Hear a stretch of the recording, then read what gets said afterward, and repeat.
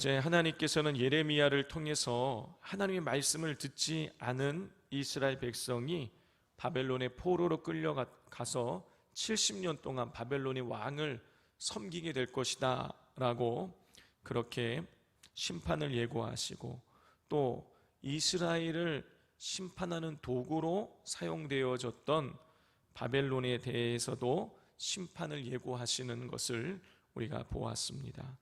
자, 오늘 본문에는 바벨론과 열방에 대한 하나님의 심판에 대한 내용이 나옵니다. 자, 먼저 우리 15절을 같이 읽겠습니다. 이스라엘의 하나님 여호와께서 이같이 내게 이르시되 너는 내 손에서 이 진노의 술잔을 받아 가지고 내가 너를 보내는 바 그 모든 나라로 하여금 마시게 하라. 하나님께서는 예레미야에게 진노의 술잔을 받아서 모든 나라들, 세상에 있는 모든 나라들이 다 마시게 하라고 하나님께서 명하셨습니다.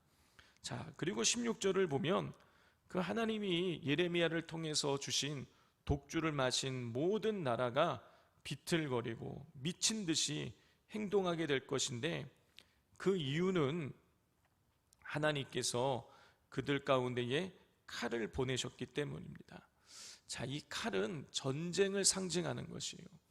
하나님께서 이 전쟁을 일으키셔서 이 세상에 있는 모든 나라들을 심판하실 것임을 말씀하고 계십니다. 자, 예레미야는 하나님께서 말씀하신 대로 독한 포도주를 모든 나라로 마시게 하라는 하나님 말씀에 그대로 순종을 합니다. 자, 17절부터 26절을 보면 예레미야가 하나님을 통해서 받은 그 독한 포도주를 마신 여러 나라의 목록이 쭉 나옵니다. 자, 이 목록을 우리가 지도를 놓고 우리가 살펴보자면 유다 땅, 남유다, 이미 북이스라엘은 망한 상태고 남유다만 남아있는데, 남유다의 남쪽, 그리고 남동쪽, 그리고 남서쪽, 그 다음에 동쪽, 북서쪽, 그리고 바벨론에서 멀리 떨어져 있는 나라들을 차례대로 소개를 하고 있습니다. 자, 그런데 우리가 봐야 될 것은 이 가장 먼저 예레미야의 독한 포도주를 마시게 되는 그 민족이 어느 민족이냐? 바로 유다 민족이라는 거예요. 우리 18절을 같이 읽겠습니다. 예루살렘과 유다 성읍들과 그 왕들과 그 고관들로 마시게 하였더니 그들이 멸망과 놀램과 비웃음과 저주를 당함이 오늘과 같으리라. 유다 민족은 하나님 주시는 독한 포도주를 마심으로 온 땅이 폐허가 되고, 그리고 그들 주변 나라 사람들에게 놀라움과 빈정거림과 저주의 대상이 되는 것입니다. 성도 여러분, 하나님께서 이스라엘을, 유다 민족을 선택하여 부르셨습니다. 당신의 자녀로, 당신의 백성 삼으셨어요. 시내산에서 언약을 맺었잖아요. 언약이라는 것은 계약이죠. 하나님과 이스라엘 백성 사이에 계약을 맺었습니다. 처음에 십계명을 주셨고, 그리고 십계명을 바탕으로 해서 만들어진 그 계약의 내용을 모세를 통해서 쭉 낭독하게 하셨어요. 그리고 그 이야기를 들었을 때에 이스라엘 백성들이 우리가 다 준행하겠다라고 두 번씩이나 그들이 하나님 앞에서 약속을 함으로 하나님과 이스라엘 백성 사이에 계약이 체결됐어요. 그 계약서에 이스라엘 백성들이 동의함으로 말미암아 이제 이스라엘 백성은 하나님의 백성이 되었고, 하나님은 이스라엘 백성의 하나님이 되셨습니다. 자, 그래서 하나님께서는요, 애굽 땅에서 나오는 그 순간부터 시작해서 지속적으로 하나님께서는 이스라엘 백성을 보호하시고 그들의 모든 필요를 공급해 주셨어요. 하나님께서는요, 계약한 대로 이스라엘 백성들에게 신실하게 하나님이 행하실 일들을 준행하셨습니다. 그런데 이스라엘 백성들은 어떻게 했습니까? 하나님을 저버리고 우상을 숭배하고, 그래서 패역한 죄를 저질렀어요. 그 계약을 이스라엘 백성들 스스로가 깨트린 것이죠. 성도 여러분, 하나님은 사랑을 많이 주신 자에게 많은 것을 기대하십니다. 하나님은 우리의 반응에 무신경한 분이 아니세요. 하나님은 당신의 사랑에 우리가 응답하기를 원하십니다. 이것을 우리가 어떻게 알 수 있습니까? 하나님이 질투하시는 하나님이라고 스스로 말씀하시잖아요. 하나님이 당신의 사랑을 우리에게 주셨는데 사랑을 베푼 우리가 다른 것, 우상을 숭배하거나 다른 것을 더 따라가면 하나님이 질투하신다는 거예요. 하나님 우리의 반응에 하나님 무신경한 분이 아니십니다. 우리의 반응에 민감하세요. 우리에게 사랑받기를 원하세요. 우리가 하나님께 사랑으로 응답하기를 원하십니다. 그리고 그 기대에 못 미치면 우리에게 엄한 매를 들어서 우리를 온전한 모습으로 빚어 가십니다. 다시 말해서 징계를 통해서 죄 지은 자녀를 거룩한 자녀로 바꾸어 가시는 것이죠. 그러므로 우리가 우리의 죄로 인해서 당하는 여러분 고난을 피하려고 하지 말고 우리가 달게 받고 변화된 모습으로 살아가야 되는 것입니다. 하나님께서 우리를 연단하실 때가 있어요. 필요에 따라서 우리를 연단하십니다. 욕과 같이 연단하셔서 더 정결하게 만들어 나가실 때가 있어요.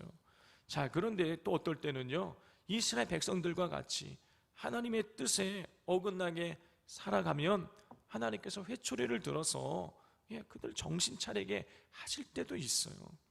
자, 그러므로 우리가 하나님께서 우리가 죄를 지어서 우리가 엉뚱한 길로 갈 때에 하나님께서 징계하실 때에 그 징계를 피하려면 안 되는 것입니다. 그 징계를 달게 받고 우리가 변화되어져야 하는 것이죠. 자, 유다 백성으로부터 시작된 하나님의 심판은 애굽의 바로와 그 신하와 백성들에게 옮겨갑니다. 그 위에 북방 원근 각처의 모든 왕과 세상에 있는 모든 나라가 하나님의 진노의 잔을 마시게 됩니다. 성도 여러분, 하나님의 심판은 세상 모든 나라와 민족에게 미칩니다. 누구라도 이 잔을 피하고 싶겠지만 하나님은 사랑하시는 유다도 심판하셨기 때문에 죄를 지은 어느 나라도 하나님의 심판을 피할 수 없습니다. 이렇게 하나님께서는요, 하나님 말씀에 불순종하는 나라들, 불순종하는 사람들을 그냥 내버려 두지 않으세요. 징계를 하시더라도 반드시 하나님께 돌아오기를 하나님께서는 간절히 원하시는 것입니다. 하나님은 불순종하며 하나님 뜻에 거역한 자들을 그냥 내버려 두지 않으십니다. 그러므로 우리는 모든 나라를 다스리시고 심판하시는 하나님 말씀에 순종해야 되는 것이죠. 하나님이요, 징계하시는 이유는 우리를 포기하지 않았기 때문이에요. 버린 자녀는요, 사생자는 하나님 징계하지 않으십니다. 그런데 하나님이 우리를 징계하신다는 건요, 우리를 포기하지 않으셨다는 뜻이에요. 우리를 사랑하신다는 뜻인 것입니다. 끝까지 우리를 포기하지 않는 그 하나님의 사랑을 우리가 기억하면서 우리의 잘못을 돌이키고 그리고 하나님께 순종함으로 하나님을 기쁘게 해드리는 우리가 삶을 살아갈 수 있어야 하겠습니다. 우리 시간 같이 기도하기를 원합니다.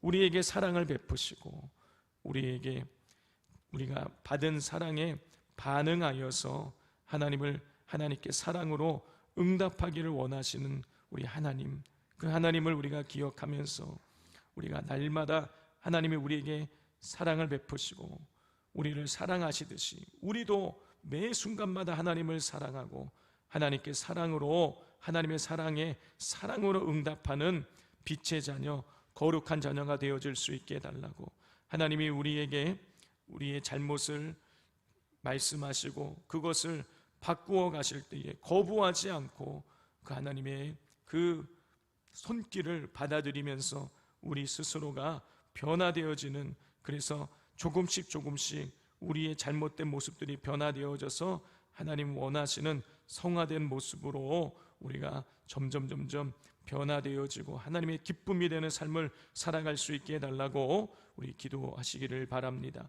또 오늘 금요 기도회 가운데에 성령의 은혜를 베풀어 달라고, 하나님께서 새 은사를 부어주시고 질병이 떠나가게 하시고 상한 마음이 고침받고 치유되는 하나님의 능력이 드러나는 금요기도회가 되어지게 해달라고 또 기도해 주시기를 바랍니다. 이 시간 주여 삼창하고 기도하겠습니다.